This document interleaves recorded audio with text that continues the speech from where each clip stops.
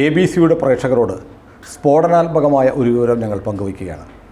നമുക്കറിയാം, മസാല ബോണ്ട് വിവാദം കേരളത്തിൽ കത്തിപ്പടരുകയാണ്. ധനകാര്യമന്ത്രിയായിരുന്ന തോമസ് ഐസക്കിന് 7 തവണ ED നോട്ടീസ് അയച്ചു കഴിഞ്ഞു.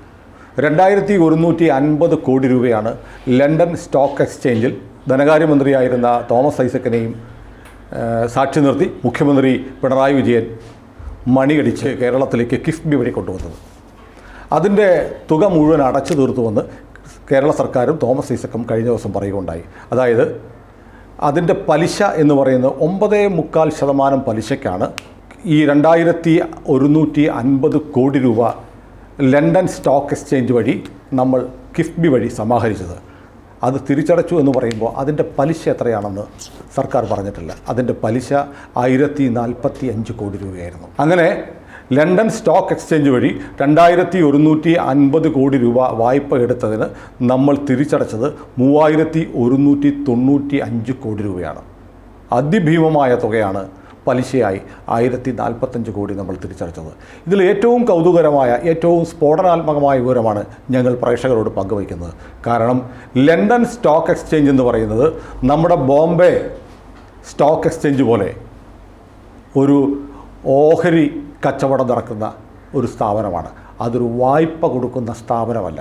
അപ്പോൾ മസാല ബോണ്ടിൽ മണിയടിച്ച് കിഫ്ബി വഴി കേരളത്തിലേക്ക് 2150 കോടി രൂപ എവിടെ നിന്ന്, ആരുടെ പക്കൽ നിന്നാണ് കേരളത്തിലേക്ക് നമ്മുടെ സർക്കാർ കൊണ്ടുവന്നത്? ആർക്കാണ് 1045 കോടി രൂപ പലിശയായി കൊടുത്തത്? ഇതാണ് ഇന്ന് കേരളത്തിലെ ഏറ്റവും മുതിർന്ന മാധ്യമ പ്രവർത്തകരിൽ ഒരാളായ പ്രിയപ്പെട്ട രാമചന്ദ്രൻ സാർ നമ്മളോട് പങ്കുവയ്ക്കുന്നത്. അതിലേക്ക് ആ സ്ഥാപനത്തിൻ്റെ പേരിലേക്ക് വരുന്നതിന് മുമ്പ് പ്രേക്ഷകർക്ക് വളരെ ലളിതമായി എന്താണ് മസാല ബോണ്ട് എന്നൊന്ന് പറഞ്ഞു കൊടുക്കാം.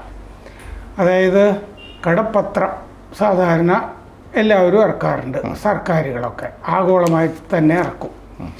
ഇത് വിദേശത്ത് ലണ്ടൻ സ്റ്റോക്ക് എക്സ്ചേഞ്ചിൽ പോലത്തെ സ്ഥലങ്ങളിൽ ലിസ്റ്റ് ചെയ്യുമ്പോൾ ഡോളർ കടപ്പത്രങ്ങളാണ് സാധാരണ ഇറക്കുക. പക്ഷേ ഇത് ഇന്ത്യൻ രൂപ ക്രയവിക്രയത്തിന് ഇന്ത്യൻ രൂപ മാത്രം ആയിട്ടുള്ള കടപ്പത്രമാണ്. ഡോളറിലെ ഫ്ലക്ച്വേഷൻസ് ഇതിനെ ബാധിക്കുന്നില്ല. തിരിച്ചടയ്ക്കുമ്പോഴൊക്കെ ഇന്ത്യൻ രൂപ, മേടിക്കുമ്പോഴും ഇന്ത്യൻ രൂപയുടെ കണക്കിലാണ്. അതുകൊണ്ടാണ് മസാല എന്നതിന് പേര് ഈ സാമ്പത്തിക വൃത്തങ്ങളിൽ കൊടുത്തത്. അല്ലെങ്കിലും ഇപ്പോൾ ഈ ഇടപാടിൻ്റെ പലിശ, വായ്പ എടുത്തത് എവിടെ നിന്നാണ് എന്നൊക്കെ ആലോചിക്കുമ്പോൾ മൊത്തത്തിലൊരു മസാല കഥയാണ്. അത് ഇന്ത്യൻ കുയീസിൻ, ഇന്ത്യൻ വിഭവങ്ങൾ, അടുക്കള, ഭക്ഷണം, നമ്മുടെ സ്പൈസസ്, സുഗന്ധദ്രവ്യങ്ങൾ, ഇതൊക്കെ വെച്ചിട്ടാണ് ഇതിന് മസാല എന്ന സാമ്പത്തിക വൃത്തങ്ങളിൽ പേര് വന്നത്. ഇന്ത്യയിൽ ആദ്യമായിട്ട് ഈ മസാല ബോണ്ട് ഇറക്കുന്ന സംസ്ഥാനം കേരളം മാത്രമേ ഈ ഒരു അഭ്യാസം നടത്തിയിട്ടുള്ളൂ. അതെ, എന്താണെന്ന് വെച്ചാൽ ഇത് ഈ മസാല ബോണ്ട് ഇറക്കുന്നത് തന്നെ ആദ്യമായിട്ട് 2014 നവംബർ 14 നമ്മുടെ രാജ്യാന്തര ഫിനാൻസ് കോർപ്പറേഷൻ, അത് ഈ ഇൻഫ്രാസ്ട്രക്ചർ ഡെവലപ്മെന്റിനൊക്കെ വേണ്ടിയിട്ട് ഉണ്ടാക്കിയിട്ടുള്ള കോർപ്പറേഷൻ, സ്പെഷ്യൽ പർപ്പസ് വെഹിക്കിൾ എന്നാ പറയുന്ന പോലെ 1000 കോടിയാണ് അവരെടുത്തത്. നമ്മുടെ അത്രയൊന്നും ഉണ്ടായിരുന്നില്ല. രണ്ടാമത് അവരെടുത്തതും നമ്മളെടുത്ത പോലെ ഇല്ല. അത് കാലാവസ്ഥാ പ്രവർത്തനങ്ങൾക്ക് വേണ്ടിയിട്ട് 300 ചില്ലുവാനും കോടി രൂപ, 315 കോടി രൂപ ആണ് എടുത്തത്. നമ്മൾ ഇത് ഒരു മാതൃകയാക്കിയിട്ട് എന്തോ വലിയ സംഭവം എന്നൊക്കെ വിചാരിച്ചിട്ട്, പിന്നെ national highway of authority of India, പിന്നെ ഈ അങ്ങനത്തെ ചില സ്ഥാപനങ്ങളൊക്കെ ചെയ്തിട്ടുണ്ട്. നമ്മൾ ചെയ്ത 9.2% ഉണ്ടല്ലോ, അതിനേക്കാൾ 2% കുറവാണ്. 9.2% അല്ല സാർ, 9.923, അതായത് 10% പലിശ എന്ന് പറയാം. അതെ, 9.923. അതിനേക്കാൾ 2% കുറവിനാണ് NTPC, national highway authority of India, നേരത്തെ പറഞ്ഞ നമ്മുടെ ഫിനാൻസ് കോർപ്പറേഷൻ രാജ്യാന്തര, അവരൊക്കെ ചെയ്തിരിക്കുന്ന പലിശ കൂടിയതിൽ തന്നെ സംശയാസ്പദമാണ്. അല്ല, ഞാനിപ്പോൾ പറഞ്ഞ പോലെ സ്റ്റോക്ക് എക്സ്ചേഞ്ച് എന്ന് പറഞ്ഞാൽ നമുക്കറിയാം, ബോംബെയിലൊക്കെ നമ്മുടെ സ്റ്റോക്ക് എക്സ്ചേഞ്ച് ഉണ്ട്, NSE എന്നൊക്കെ പറഞ്ഞ്, BSE, NSE എന്നൊക്കെ. അതുപോലെയല്ലേ ലണ്ടൻ സ്റ്റോക്ക് എക്സ്ചേഞ്ച്? ആർക്കും പൈസ കൊടുക്കില്ലല്ലോ കടമായിട്ട്. കേരളത്തിലെ ജനങ്ങൾ ഇന്ന് വരെ അറിഞ്ഞിട്ടില്ല ഈ 2150 കോടി രൂപ എവിടെ നിന്നാണ് വന്നത്. അതെ, നമ്മൾ Pinarayi Vijayan 2019 May 17 London stock എക്സ്ചേഞ്ചിൽ മണി അടിച്ചു. അത് സ്റ്റോക്ക് എക്സ്ചേഞ്ചിൽ നമ്മൾ നമ്മുടെ ഓഹരി ലിസ്റ്റ് ചെയ്യുമ്പോൾ ഏത് സ്റ്റോക്ക് എക്സ്ചേഞ്ചിലും അങ്ങനെയാണ് മണിയടിയുണ്ട്. അങ്ങനെ പുള്ളി ബൂർഷ്വാ പാതയിലെത്തി. കാരണം ഇവർ സ്റ്റോക്ക് എക്സ്ചേഞ്ച്, ഓഹരി, ഇത്തരം സംഗതികൾക്കൊക്കെ. അപ്പോൾ ഞാൻ ലിസ്റ്റ് ചെയ്തതിൻ്റെ കാര്യം പറയാൻ കാരണം എന്താണെന്ന് വെച്ചാൽ, ഈ കടപ്പത്രം ഒരു ഓഹരി പോലെ ലണ്ടൻ സ്റ്റോക്ക് എക്സ്ചേഞ്ചിൽ നിന്ന് ക്രയവിക്രയം ചെയ്യുകയാണ്. ഒരാൾ മേടിക്കുന്നു, അയാൾക്കിത് വീണ്ടും വിൽക്കാം വലിയ തുകയ്ക്ക്. ഷെയറിൽ നിന്ന് പൈസ ഉണ്ടാക്കുന്ന പോലെ ഉണ്ടാക്കിക്കൊണ്ടിരിക്കാം. ഏറ്റവും അവസാനം ആരുടെ കയ്യിലാണോ ആ ആൾക്ക് നമ്മൾ 9.923% കൊടുത്ത് അതിങ്ങനെ തിരിച്ചു മേടിക്കുന്നു. ഞാൻ ഈ പഴയ സിനിമ, മറ്റേ ജഗദീഷ് ശ്രീകുമാറിൻ്റെ സിനിമ പറയുന്ന പോലെ തേങ്ങ ഉടക്കിയ സ്വാമി എന്ന് ഞാൻ പറയാൻ സാറ് തേങ്ങ ഉടക്കിയ ആരുടെ കയ്യിൽ നിന്നാണ് ഈ പൈസ വാങ്ങിയത്? അപ്പോൾ ഇതിൻ്റെ അകത്ത് ഈ കടപ്പത്രം ഇറക്കുമ്പോൾ ആദ്യമായിട്ടൊരു സംസ്ഥാനം ചെയ്യല്ലേ, അതിൻ്റെ ഒരു ഇതൊക്കെ വേണമല്ലോ. ഇത് ആരെങ്കിലും മേടിക്കുന്ന ഉറപ്പൊക്കെ വരുത്തണമല്ലോ. ആ സമയത്ത് SNC ലാവ്ലിൻ, കാനഡ, SNC ലാവ്ലിൻ്റെ പ്രതിനിധികൾ ഇവിടെ വന്ന് ചർച്ച നടത്തിയിരുന്നു എന്നാണ് പറയുന്നത്. അതിൻ്റെ വിശദാംശങ്ങളൊക്കെ സർക്കാരൊക്കെ പറഞ്ഞോട്ടെ, അങ്ങനെ ചർച്ച നടന്നോ ഇല്ലയോ എന്നൊക്കെ. പക്ഷേ ഈ ബോണ്ട് 90% മേടിച്ചിരിക്കുന്നത് CDPQ എന്ന് പറഞ്ഞ കമ്പനിയാണ്. CDPQ ഏത് രാജ്യത്തെ? ഇത് കനേഡിയൻ കമ്പനിയാണ്. കാനഡയിലെ ക്യൂബെക് എന്ന് പറഞ്ഞ പ്രവിശ്യ, അത് ഫ്രഞ്ചുകാരൊക്കെ കൂടുതലുള്ളൊരു പ്രവിശ്യയാണ്. ആ പ്രവിശ്യയിലെ CDPQ എന്ന് പറയുന്നത് 1965 അവിടുത്തെ സർക്കാർ പാസ്സാക്കിയ ഒരു നിയമം ഉണ്ടാക്കിയ, തുടക്കത്തിലൊരു പെൻഷൻ ഫണ്ട്, പെൻഷൻകാരെ സഹായിക്കുക എന്നൊക്കെ പറഞ്ഞ് തുടങ്ങിയൊരു സംഭവം ഉണ്ടാക്കിയിട്ട് പൂട്ടിപ്പോയ. അപ്പോൾ അങ്ങനെ തുടങ്ങിയിട്ട് ഇവരെന്ത് ചെയ്തു എന്ന് വെച്ചാൽ, ഇത് വലിയ വിപുലമായിട്ട് ഇത് ഒരു ഇൻവെസ്റ്റ്മെന്റ് ഫണ്ട്, രാജ്യാന്തര തലത്തിൽ തന്നെ വളരെ അറിയപ്പെടുന്ന ഒരു ഇൻവെസ്റ്റ്മെന്റ് ഫണ്ടായിട്ട് രൂപാന്തരപ്പെട്ടു. ഇന്ത്യയിൽ തന്നെ ഇവർ 32,000 കോടി രൂപ മുടക്കിയിട്ടുണ്ട് പല സ്ഥാപനങ്ങളിലൊക്കെ ആയിട്ട്.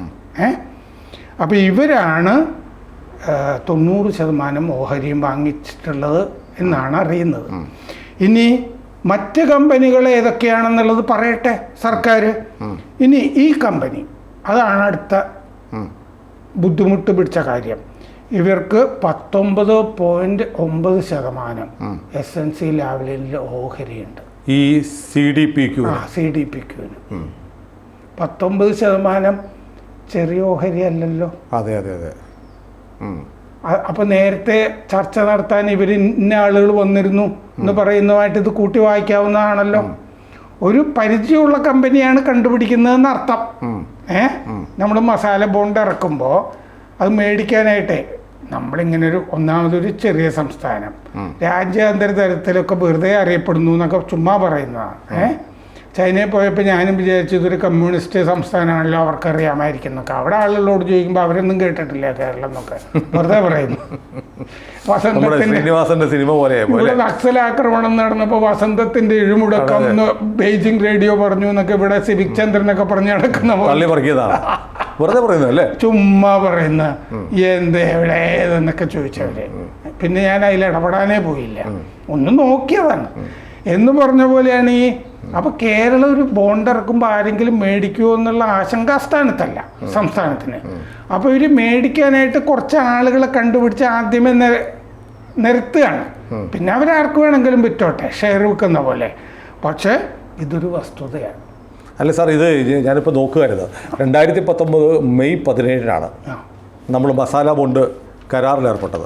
അവിടെ പോയി മുഖ്യമന്ത്രി മണിയടിച്ച് 5 കൊല്ലം കഴിയുമ്പോൾ തിരിച്ചു കൊടുക്കും. 5 കൊല്ലം കഴിഞ്ഞ് 5 കൊല്ലത്തെ പലിശയാണ് 2150 കോടിക്ക് 1045 കോടി രൂപ പലിശ.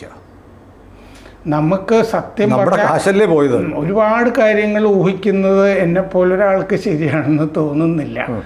കാരണം ഇലക്ട്രൽ ബോണ്ട് വേണ്ട എന്ന് വെച്ചവർക്ക് വേറെ തരത്തിൽ കാശ് വേണമല്ലോ എന്നൊക്കെ നമുക്ക് പറയാം. ഇതിന് വല്ലതൊക്കെ കിട്ടാൻ സാധ്യതയുണ്ടോ? അതിനെന്താ സംശയം? ഇത്തരം കൊടുത്തില്ലേ പലിശ കൊടുക്കുമ്പോൾ വേറെ ഒരു കിക്ക് ബാക്ക് അതിലില്ല എന്ന് നമ്മൾ വിചാരിക്കേണ്ട കാര്യമുണ്ടോ? എല്ലായിടത്തും അങ്ങനെയാണ്. അങ്ങനെയാണല്ലോ. അപ്പോൾ ഇവർ ഈ CDPQ national investment and infrastructure fund NIIF എന്ന് പറഞ്ഞ ഇന്ത്യയുടെ സ്ഥാപനത്തിൽ നിക്ഷേപിച്ചിട്ടൊക്കെ ഉണ്ട്. അവര് നിക്ഷേപകരാണ്. അല്ല, ലാവ്ലിൻ കമ്പനി അത്ര മോശപ്പെട്ട കമ്പനിയൊന്നുമല്ല. നമ്മുടെ ഇടുക്കി ഡാം ഉണ്ടാക്കിയത് ലാവ്ലിൻ ആണ്. കനേഡിയൻ ബ്ലാക്ക് ലിസ്റ്റിൽ പെടുത്തിയിട്ടുണ്ടല്ലോ ഇവിടുത്തെ. അല്ല, ഞാൻ പറയുന്നത് ലാവ്ലിൻ കമ്പനിക്കാണെങ്കിൽ തന്നെ അവർക്ക് കേരളം ഒരു അപരിചിത ഭൂമികയൊന്നുമല്ല. അപരിചിത ഭൂമിയല്ല, അതാ ഞാൻ പറഞ്ഞത്. കാരണം കനേഡിയൻ ഗവൺമെന്റ് ഈ പറഞ്ഞത് ശരിയാണ്. കനേഡിയൻ ഗവൺമെന്റ് പ്രത്യേകിച്ചും അവിടുത്തെ സ്ഥാപനങ്ങളുടെ കൂടെ നിൽക്കുന്ന ഒരു ഗവൺമെന്റാണ്. അതിനു മുമ്പ് ഈ ഇടുക്കിയിൽ അവര് വന്ന് പണിയെടുത്തിട്ടുണ്ട്. അതാ ഞാൻ പറഞ്ഞത്, ഡാമിന്റെ പണി. അതിലും കോഴ ഇൻവോൾവ് ആണെന്ന് പറയുന്നുണ്ടല്ലോ. അക്കാലത്തെ മന്ത്രി അന്ന് ടൊയോട്ട കിട്ടിയ ഒരാളാണ്. തുക വേറെ. അപ്പോ അവര് അതിന്റെ അകത്ത് തന്നെ കോഴ എന്ന് പറഞ്ഞത് ക്യാൻസർ ആശുപത്രി എന്ന് പറയുന്നിടത്തല്ലേ ഈ പ്രശ്നം. Malabar cancer centre. കോഴയായിട്ട് ആരെങ്കിലും ഒരു ആശുപത്രിയൊക്കെ കൊടുക്കുമോ? പരസ്യമായ കാര്യമല്ലേ അത്. അപ്പോൾ കോഴ എന്നൊക്കെ പറയുന്നതൊക്കെ വേറെ പണമായിട്ട് തന്നെ ക്യാഷായിട്ട് തന്നെയൊക്കെ വരുന്ന കാര്യമാണ്. പക്ഷേ ഇതിൽ ഇവർ ഉത്തരം പറയേണ്ടത്, ഐസക് ഉത്തരം പറയേണ്ടത് ഒക്കെ ഈ ഇപ്പം അന്വേഷിക്കുന്നതിൻ്റെ അകത്തും ഇതൊക്കെ കൊണ്ടാണല്ലോ അന്വേഷിക്കുന്നത്. ഈ പലിശ എന്ന് പറയുന്നത് അന്വേഷിക്കേണ്ട കാര്യമല്ലേ? അതിലാണ് അന്വേഷണം നടക്കുന്നത്. അപ്പോൾ അതുകൊണ്ട് 2019 ജനുവരിയിൽ മസാല ബോണ്ട് ഇറക്കുന്നതിന് മുമ്പ് മസാല ബോണ്ട് ഇറക്കുന്നതിനെ പറ്റി ഡയറക്ടർ ബോർഡ് യോഗം ചേർന്നു, കിഫ്ബിയുടെ. ആ കിഫ്ബി യോഗത്തിൽ സെക്രട്ടറി പറഞ്ഞു ഇത് കുഴപ്പമാണെന്ന് പറഞ്ഞു. അപ്പൊ അതിനെ മാത്രമല്ല, ചീഫ് സെക്രട്ടറി സ്വന്തം തടി രക്ഷിക്കാൻ വേണ്ടി മിനിറ്റ്സിൽ എഴുതി വെച്ചു ഇത് തോമസ് ഐസക്കാണ് അത് ഓവർലുക്ക് ചെയ്ത് തോമസ് ഐസക് ധനകാര്യമന്ത്രി എന്നതിൽ ചീഫ് സെക്രട്ടറി നിർദ്ദേശം തള്ളിയാണ് മുന്നോട്ട് പോകുന്നത്. EDക്ക് മുമ്പിൽ 7 സമൻസ് വന്നിട്ടും ഹാജരാകാത്ത തോമസ് ഐസക് ഒരു നോട്ട് കൊടുത്തു EDക്ക്. അതിൽ പറഞ്ഞു, I am not solely responsible for this എന്ന് പറഞ്ഞാൽ കുഴപ്പമുണ്ടെന്നുള്ളത് ഐസക്കിനും അറിയാമാണല്ലോ. അതിന്റെ അർത്ഥം ഞാൻ മാത്രമല്ല ഉത്തരവാദി എന്ന്. അധ്യക്ഷത വഹിച്ചത് മുഖ്യമന്ത്രിയാണ്. അതാണ് അദ്ദേഹം പറഞ്ഞത്. അപ്പോൾ ലാവ്ലിനിൽ 20% ഓഹരിയുള്ള 19.9%. അപ്പൊ 20 എന്ന് പറയാം. 19.9% ഉണ്ട്. 20% ഓഹരിയുള്ള ഒരു കമ്പനി മസാല ബോണ്ടിൽ എങ്ങനെ വന്നു പെട്ടു? മുമ്പ് കേരളത്തിന് പരിചയമായ ഉള്ള കമ്പനിയാണ് SNC ലാവ്ലിൻ. ഇവിടെ ബ്ലാക്ക് ലിസ്റ്റിലും വന്നു. ബ്ലാക്ക് ലിസ്റ്റിലായിരിക്കെയാണ് വളഞ്ഞ വഴി ഈ CDPQ വഴി വീണ്ടും ലാവ്ലിനിലേക്ക് എത്തിയത്. ലാവ്ലിൻ ഇടപാടിൽ തന്നെ 246 കോടി രൂപയുടെ മറ്റേ ഇടപാട്, ബൊഫോഴ്സിനേക്കാൾ വലിയ ഇടപാട്, 150 കോടി 64 കോടി മറ്റോ അല്ലേ അത്. അപ്പോൾ ഇതിൽ തന്നെ കോഴയുണ്ട് എന്നുള്ള ആരോപണം ഉണ്ട്. ലാവ്ലിൻ കേസ് സുപ്രീം കോടതിയിൽ നിൽക്കുന്നു. അതിൽ പലരും പ്രതിപ്പട്ടികയിൽ വന്നതാണ്.